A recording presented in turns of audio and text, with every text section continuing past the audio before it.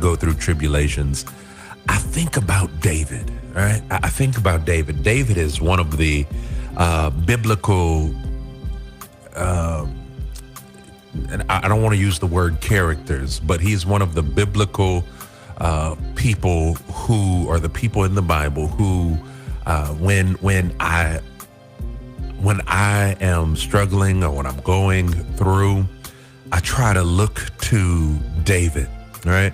Part of the reason being because David, well, it was said that he was a man after God's own heart, and yet and still, David was a man who was flawed, and some might say incredibly flawed. I just say he was flawed. No different than you or I. He just had his flaws, right? And what I find interesting, and I guess I'll just follow down this line where the Lord is leading me. But what I find interesting, okay, I hear you, Lord. What I find interesting when we look at the difference between Saul and David is that they both had, in particularly, they had an instant, a moment where they stepped, I guess you could say, they stepped, hold on one second. I'm sorry, y'all. There we go. They stepped into a place or into a position just outside of what it is that God had called them to do. But the response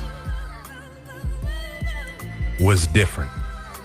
All right. The response was different. And so I'm on the air, Pastor. I'll call you right back.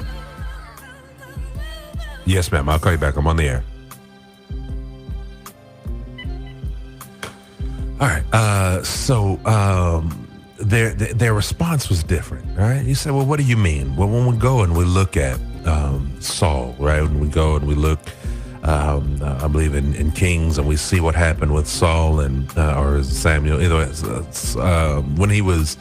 when Saul was dealing with, he was going to war.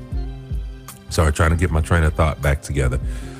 So he was on his way to war. He went to war, and he was told to go and to utterly destroy the Amalekites. And when he went into war, what ended up happening is that he did not do as he was commanded. He was commanded to go out and to destroy everything, but yet and still what the men and he and some of them did is they kept the king alive, and they were supposed to destroy everything, but they kept the king alive. They took some of the livestock. I think they kept some of the women and all that kind of stuff, and then when the prophet came to him and said, hey, what's going on here? I hear the bleating of sheep. I hear, all this stuff and what's going on.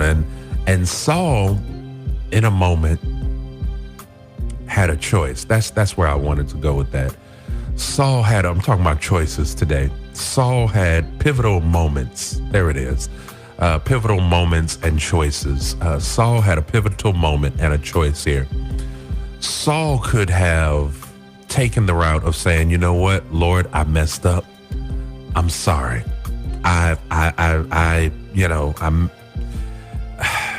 I know you said destroy everything, but we got over there. We saw how the stuff looked, and I'm sorry. I'll go make it right. But instead, Saul blamed the people. He blamed the men. He said, well, it's the men. Like they were going to turn on me. They were going to. And it's interesting, that's the route that he chose, right? In his pivotal moment. Now let's look at David's pivotal moment, right? David had sent all the other, kings or all the other people off to war, and all right, y'all going on out. I'll join y'all later. Generally he's supposed to go out with them, but he decided, nah, I'm gonna hang back. And just so happened he saw Uriah's wife, Bathsheba, up there, purifying herself. And David saw and he saw it was good, you put it that way, and he brought her on into his house, and he laid with her, and he, and all the stuff that transpired after that, right? I'm not here to focus on the what they did, but they both had a pivotal moment. They both had a choice that they had to make, right? And I know I took a long way to get here, but I'm just following as the Spirit is leading me on this one, and from the things that I've studied and looked at, I'm just trying to help somebody, because God shows me that there is somebody, maybe it's more than one somebody who is listening or watching, and you're at a point in a place where you've got a pivotal moment ahead of you. You've got a choice to make ahead of you. And your response to that, or your choice that you make, your response to that pivotal moment is going to determine, the next stage of your life. Your next stage of your life can be, God continuing to bless you, or opening up windows and doors of heaven and pouring you out even more blessings and moving you into, I keep hearing them say, the place of abundance, right? Or it could be the difference of you being shifted into a place where you've got, some years of, or some time, some months of trials and tribulations. There is a pivotal moment that is ahead for some of us out here, right? And your response in that pivotal moment is what's going to make the difference. Let's look at David's pivotal moment. David is chilling, and the prophet comes in to him, and the prophet says, listen, man, let me tell you a story, David. He said, there was a man out there, he had all this stuff, like he had everything. And then he saw that his neighbor had this one little ewe lamb. And David was like, not David, I'm sorry. The man who had everything was like, you know what? I think I want that little ewe lamb. I want that. So he went and he took the ewe lamb and killed his neighbor and did all this other stuff. And David got outraged and upset and was like, whoa, where is this man? Now, that man ought to be, killed, and everything that he has be taken and given to that man. Like David was ready to pass judgment. And then here's the moment. The prophet says, hey, you're that man. You are that man. In that moment, David said, Lord, I'm sorry. I'm so sorry. Forgive me, Father. Like against you and you only have I sinned, Lord. Purge me with it. Like David began to repent. He began to, Like he began to try to get it right with the Lord. As opposed to saying, man, look, I hear what you're saying, man, but you ain't see her. Like, have you seen Bathsheba? He could have blamed anything and everything. David could have been like, man, hey, I'm the king. I'm entitled to whatever I want around these parts, but there is a difference. There is a difference in, will you take responsibility? All right. How will you handle your pivotal moment? How will you handle that pivotal moment? And that's what David did, right? Is David took responsibility. David stepped up. He said, you know what? It's me. I'm wrong. You're right. That's on me. I'm so sorry. I know I messed up. And whereas opposed to when Saul was confronted and it was like, hey, Saul, what's up with the bleating the sheep and this, that, and the other and yada, yada. Saul could have said, again, he had a choice. He could have said, man, I was wrong. Look, I got over there. My eyes got big. I saw what I saw. And I was like, man, why are we getting rid of all this stuff? Why are we no, man, take the best of that. Take she fine. Bring her on with us. Keep the king. I want to humiliate him. That could have been David's, Saul's response. Well, that was Saul's response, rather. And that could have been David's type of response. But instead, Saul... that could have been Saul's response. I said it right the first time. Instead, Saul said, you know what? I blame the men. It's their fault. They did this. It ain't on me. And they're okay, Holy Spirit. All right.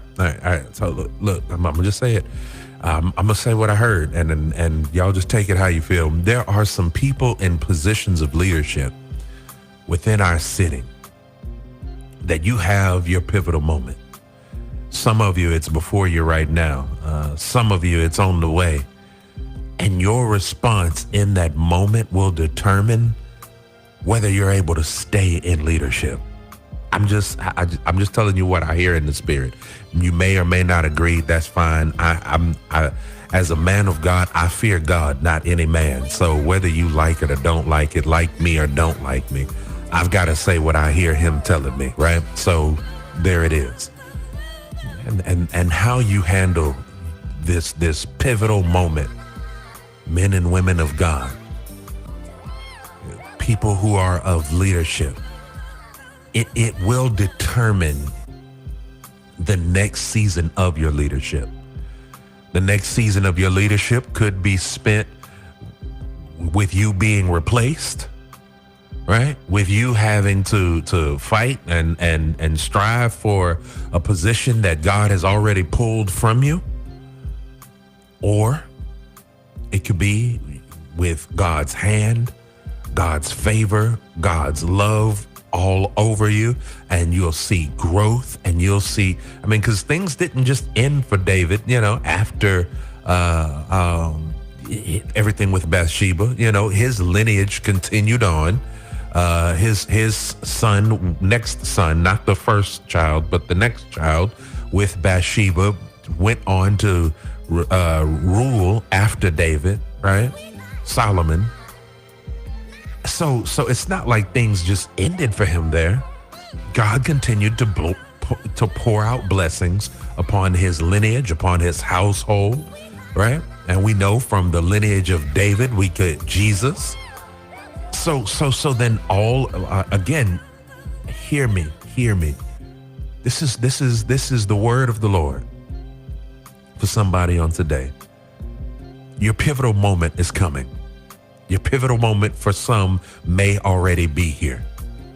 How you handle your pivotal moment, when you take responsibility and say, you know what? It's me, oh Lord. I messed up. I sinned. I have been slowful. I have been, I've neglected my time, my studies, my whatever with you. It's me. I did it. I'm the problem. It's not that, just the wife always wants this or the husband's always pulling me in this. It's not that the child's always got practice or the child's always got, it's not that. Lord, it's me. I've been neglecting. This is your pivotal moment. I'm being real light with it right now, but real talk, that this is your pivotal moment, and it may be coming for some, it may be here for others. How will you respond? That's the word that the Lord gave me on today. I know it's not one of those happy, feel good messages, but that's what he gave me, and I'm just gonna give you what he gave me. All right, friends. Listen, I pray that this word was a blessing to somebody. I pray that this word encouraged somebody on today. I pray that this helps somebody on today. And so I know it played earlier, but I want to play this song again. It is one of my favorites right now, and I think it applies to this moment. I think it applies to this moment. It's entitled Yet. All right, it's entitled Yet, and it's by Todd Galbraith, I believe is who it is, and maybe it's on Maverick City Music's. Yeah, it may be on their album as well. I don't know, but I want to play this song for you. It's again by Todd Galbraith, and it's simply entitled Yet. I think is the name of the song. So let's go ahead and get right into it. Right here on I Am Encouraged Radio here on 93.5 KPPM and I Am Encouraged Radio. Keep it locked.